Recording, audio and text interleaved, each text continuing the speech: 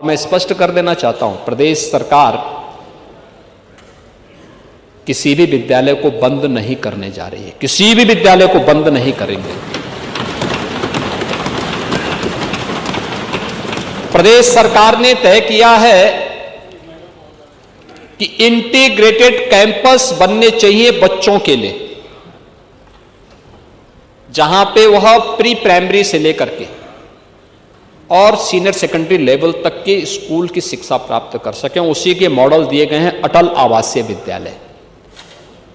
पांडे जी मैं जाऊंगा, यहां पे हमारे श्रम और सेवायोजन मंत्री हैं राजभर जी, श्री अनिल राजभर जी से कहूंगा कि एक बार आपको अटल आवासीय विद्यालय का दौरा करवाएं।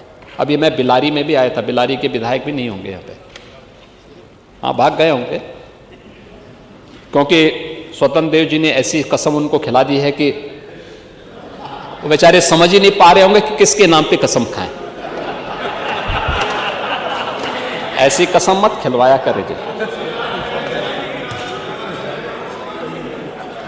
नहीं मैं भी कह रहा हूं ना, किसके नाम पे करें, और खन्ना जी किसके नाम पे कसम खा देंगे।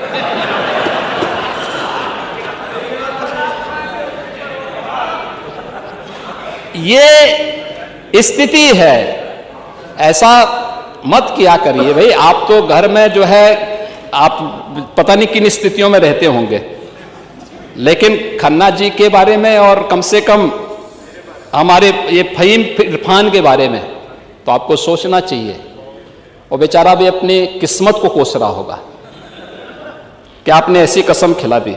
मैं बिलारी में गया था अटल आवासीय विद्यालय का उद्घाटन करने के लिए। आप देखिए ना उन बच्चों की, आप अपने बच्चों को तो विदेशों में भेजते हैं पढ़ने के लिए,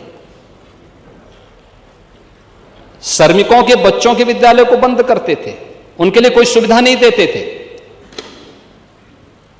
आज श्रमिकों के बच्चों के लिए, निराश्रित हो चुके बच्चों के लिए अटल आवासीय विद्यालय हम बना चुके हैं। और यही नहीं बना रहे हैं, कैंपस जो हम बनाने जा रहे हैं, अभी सीएम अभ्युदय विद्यालय, पीएम श्री विद्यालय और सीएम कंपोजिट विद्यालय एक मॉडल बनने जा रहे हैं।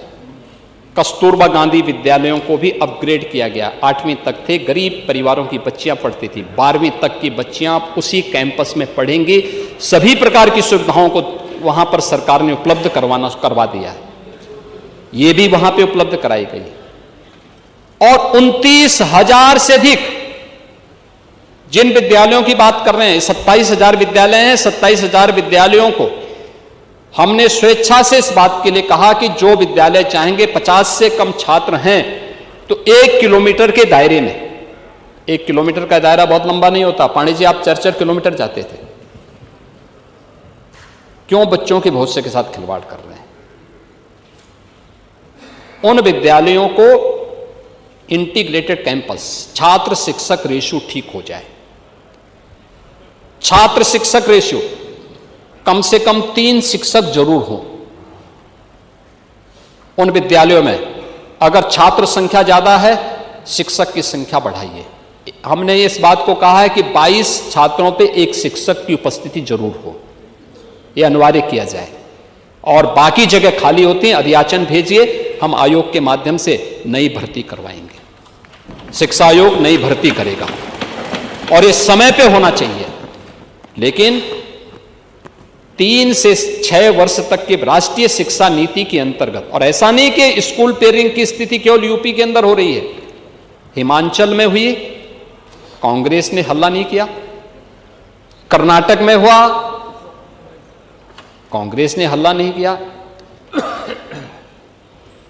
अन्य राज्यों में हुआ, कहीं हो हल्ला नहीं हुआ। यूपी में हम कर रहे हैं कि नहीं, अच्छा कैंपस मिलना चाहिए, छात्र शिक्षक रेशियो ठीक होना चाहिए, शिक्षा की गुणवत्ता पे ध्यान दिया जाना चाहिए। क्योंकि जब छात्रों पे विशेष ध्यान देना है, तब उन बच्चों के लिए शिक्षक उपलब्ध ना हो। क्या स्थिति है, कहां आप देश के भविष्य के साथ खिलवाड़ करेंगे।